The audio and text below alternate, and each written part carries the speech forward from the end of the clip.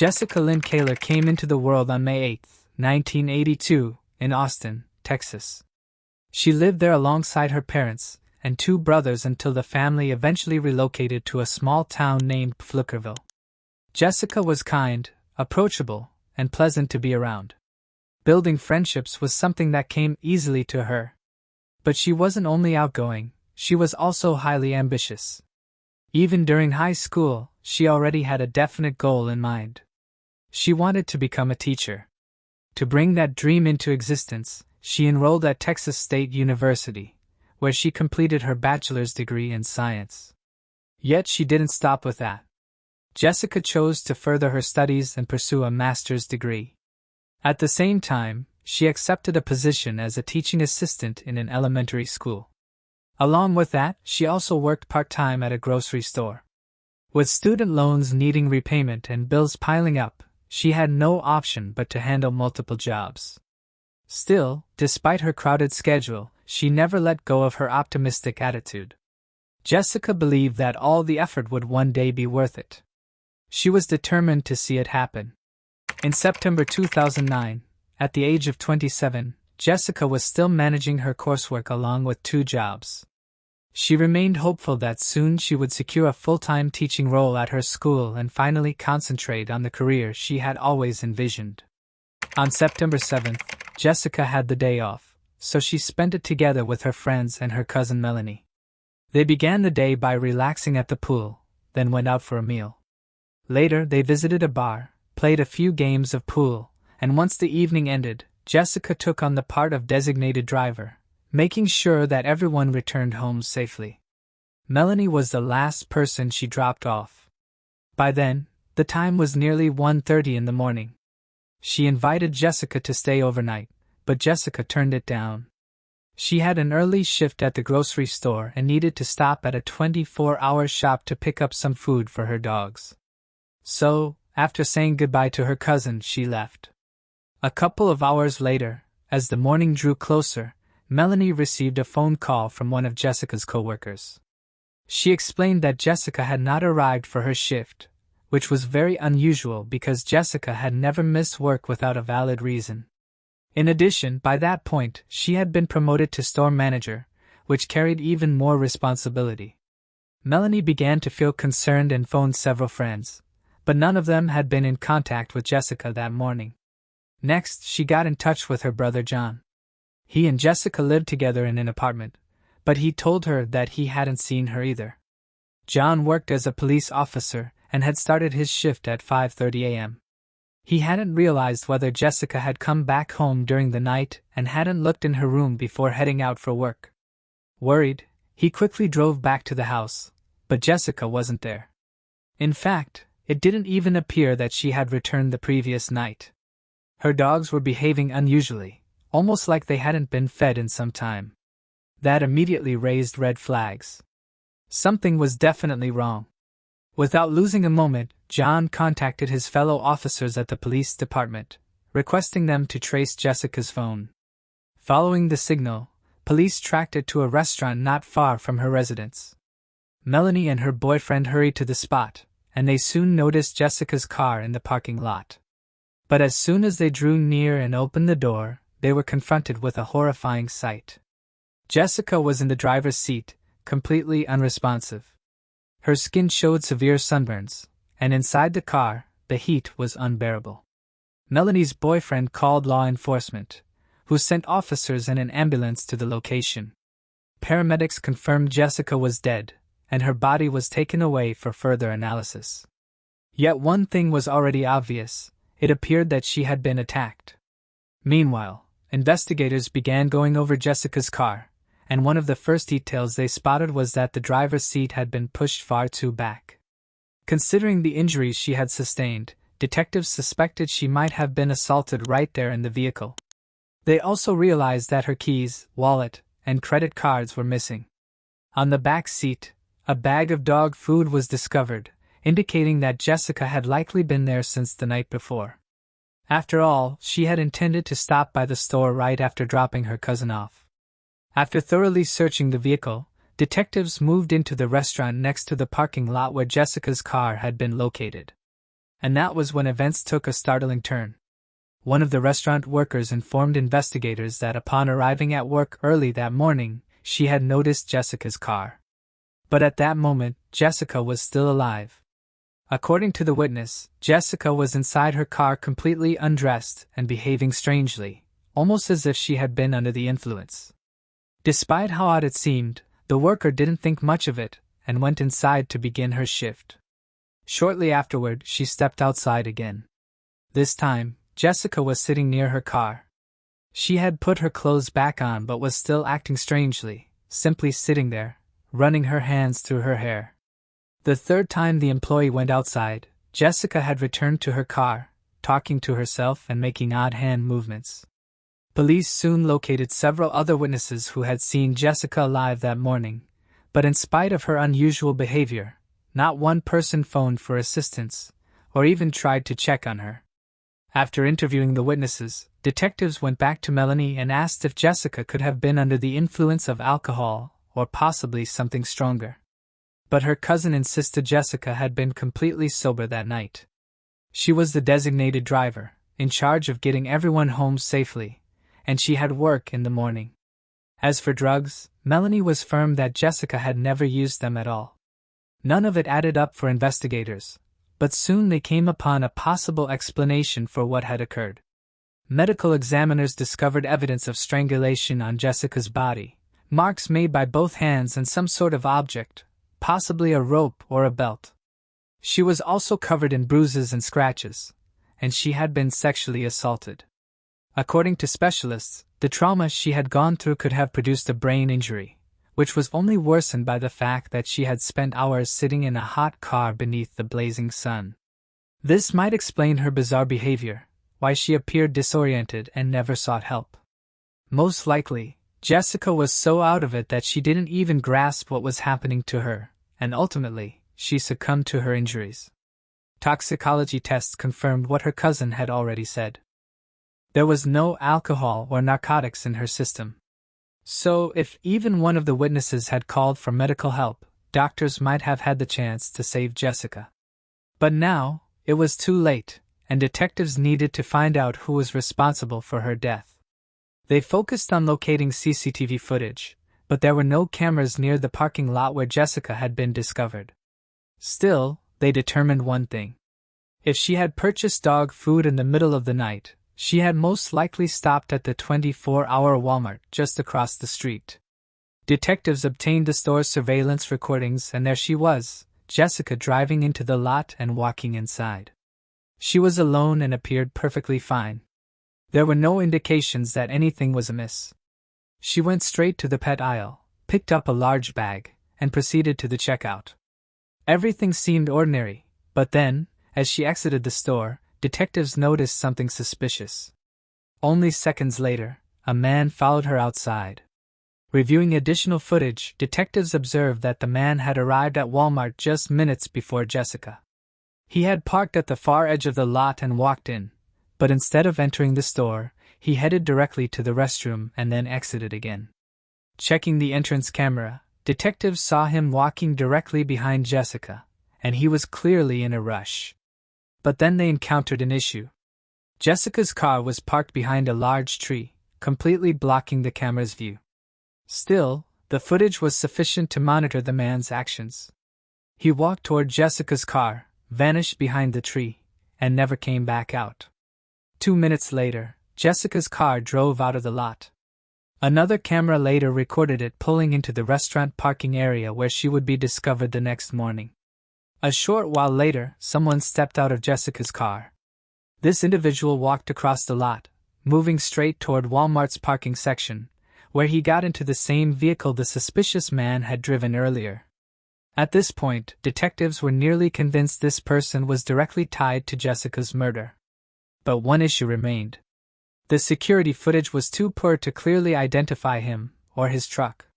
Still, investigators had alternatives. Since Jessica's credit cards were gone, they checked her accounts for recent transactions. And that was when they uncovered a lead. One of her cards had been used at a gas station around 20 minutes after her car was abandoned in the restaurant lot.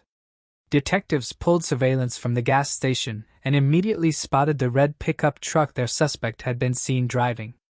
And when they examined the camera near the counter, their suspicions were verified. It was the same man. Now they had proof that this person had Jessica's card, and that only made him look even more guilty. They distributed footage of the suspect and his truck to the media, requesting the public's help in identifying him. Meanwhile, detectives pressed on for further evidence, but no new leads surfaced. Several days went by without progress, until they received a call from a woman named Leslie. She explained that the man in the footage resembled her fiancé's best friend, 29-year-old Crispin Harmel. But that wasn't all. According to Leslie, Crispin had been expected to come over that evening to repay money he owed, but he never showed. Later, after she watched the news about Jessica's killing, she immediately recognized him in the security footage. She couldn't believe he might be linked to such a horrific act, but she knew reporting it to the police was the right choice. Detectives began investigating Crispin's history and soon uncovered something notable. Just weeks earlier, a patrol officer had stopped him for driving with an expired license. When investigators checked the officer's body camera footage, they confirmed that Crispin looked almost identical to their suspect, and more telling, he was wearing the exact same baseball cap as the man in the surveillance video. 5 days after Jessica's murder, officers went to Crispin's residence. Instantly, they noticed his pickup truck. It was the same make and model as the one seen in the footage, but something was different. Crispin had altered its appearance. Chrome trim that had been visible earlier was now painted over in black. When detectives knocked on his door, Crispin immediately startled them. Without hesitation, he admitted that he had met with Jessica that evening. According to his story, they had connected through an adult site and had agreed to meet for a casual hookup. Crispin claimed they met at the Walmart parking lot, where he entered Jessica's vehicle. According to him, she then drove them to a park, where they engaged in consensual sex, before she dropped him back at Walmart. Before parting, they sat in her car and talked for some time.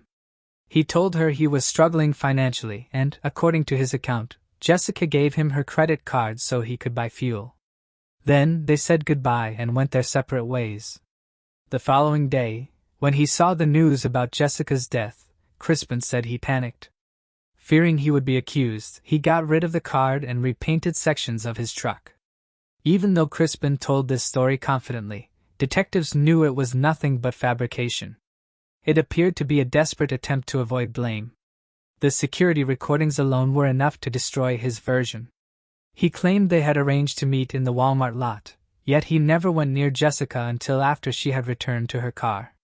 Then, he said she had driven him back following their supposed encounter. The cameras revealed something else. They clearly showed him walking alone back to his own truck. Jessica's car never left the lot until the following morning, and no one else had approached it. Detectives confiscated Crispin's phone and computer, along with Jessica's devices. As they had suspected, there was no evidence of any contact between them. No texts, no calls, nothing. In fact, Jessica had never even accessed the adult site Crispin claimed they had used to arrange the meeting. But when investigators combed through Crispin's computer, they uncovered something revealing. Just hours after police located Jessica's body, he had searched for and read several news reports about her murder. Jessica's relatives and friends didn't accept his version either. According to them, she wasn't the sort of person who would seek out a one-night stand, let alone meet an unfamiliar man in a parking lot in the middle of the night. That simply wasn't who she was. On top of that, she had already mentioned to her friend that she needed to get some rest before her morning shift and that she still had to feed her dogs. There was no chance she would have gone out for some secret late-night date. Investigators believed Crispin was doing everything possible to shift the blame, but with the overwhelming evidence against him, there was no way he could offer a convincing defense. Based on the surveillance evidence, detectives reconstructed what they believed truly occurred. Crispin probably noticed Jessica inside Walmart and targeted her. He followed her to her car, got inside, and used threats to stop her from screaming or resisting. From there, he may have forced her to drive to a nearby park, where he assaulted her before returning to the lot close to Walmart, nearer his truck. Before departing, he strangled her and stole her wallet and cards. When police confronted Crispin with this version of events, he ceased responding and requested an attorney. Despite the strong case against him, investigators faced a significant obstacle, one that could jeopardize the entire prosecution. The fact that Jessica had remained alive for hours after the attack created a huge legal complication. The problem was that medical professionals couldn't declare with absolute certainty why this had happened. Cases like hers were so uncommon that science simply hadn't studied them in depth. As we know, the official cause of death was recorded as strangulation. But until then, there had never been a single documented case of someone being strangled, surviving for hours while walking and speaking, and then dying later as a direct consequence of the assault. Because multiple people had seen Jessica alive, the prosecutor wasn't confident a jury would deliver a guilty verdict. The only thing that could truly secure the case was a confession, but Crispin refused to acknowledge anything. Detectives found themselves in an incredibly challenging position. They were convinced Crispin was responsible for Jessica's killing. No one else could have physically committed the crime, but since she had lived until morning, there was a serious danger that the case would collapse in court. Hoping to reinforce their case, investigators searched Jessica's car for additional evidence, but found nothing. No fingerprints, no DNA, nothing that could firmly connect Crispin to the scene. Still, prosecutors found a temporary solution. They charged him with evidence tampering in relation to Jessica's case. As we know, Crispin had admitted to discarding her credit card and repainting his vehicle. Both clear attempts to hide his tracks. Since his own words were proof, they at least had enough to hold him responsible for a crime while they kept working to build a stronger case. In May 2010, Crispin pleaded guilty and received a 10-year sentence for evidence tampering. But detectives had no plans of quitting. They were determined to obtain full justice for Jessica, and for that, they needed hard scientific evidence directly tying Crispin to her murder. For years, they searched with no results.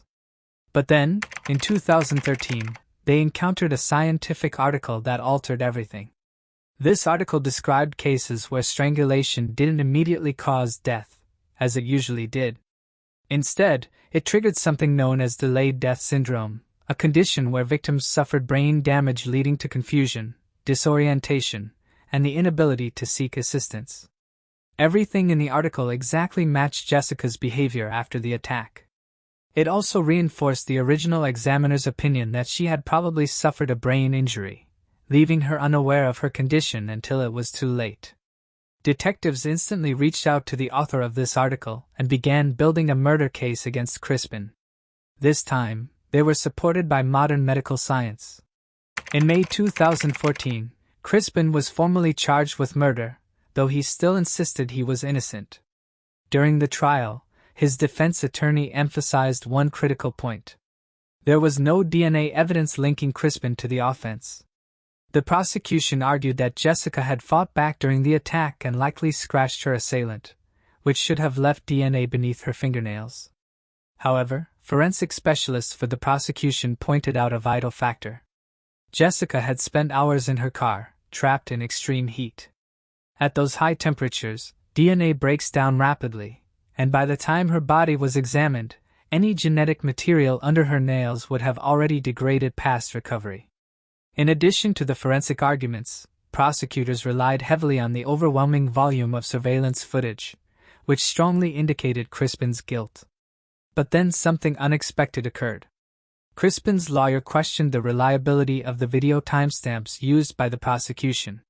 When investigators had first obtained the footage straight from the cameras, there were no timestamps on it. Since the exact timing of events was crucial, prosecutors had added them later with special software. And that detail gave the defense the chance to dispute the evidence. Crispin's attorney claimed this was a major violation because he had never been provided with versions of the footage that included the timestamps. In the end, the judge ruled in the defense's favor and was compelled to declare a mistrial.